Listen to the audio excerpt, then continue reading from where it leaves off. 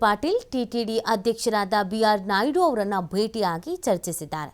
ಸಚಿವ HK. Patil TTD ಮಂಡಳಿಯ ಸದಸ್ಯ ದರ್ಶನ್ ಅವರೊಂದಿಗೆ ಶಿಬಿರ ಕಚೇರಿಯಲ್ಲಿ ಟಿಟಿಡಿ ಅಧ್ಯಕ್ಷರಾದ ಬಿಆರ್ ನಾಯ್ಡು ಅವರನ್ನು ಭೇಟಿಯಾಗಿದ್ದರು. ಈ ವೇಳೆ ಟಿಟಿಡಿ ಅಧ್ಯಕ್ಷರಾದ ಬಿಆರ್ ನಾಯ್ಡು ಅವರು ಸಚಿವ ಎಚ್.ಕೆ. ಪಾಟೀಲ್ಗೆ ರೇಷ್ಮೆ ವಸ್ತ್ರವನ್ನು ನೀಡಿ ಸನ್ಮಾನಿಸಿದ್ದಾರೆ ಮತ್ತು ಶ್ರೀವಾರಿ ತೀರ್ಥ ಪ್ರಸಾದವನ್ನು ಇದೇ ಸಂದರ್ಭದಲ್ಲಿ ನೀಡಿದ್ದಾರೆ.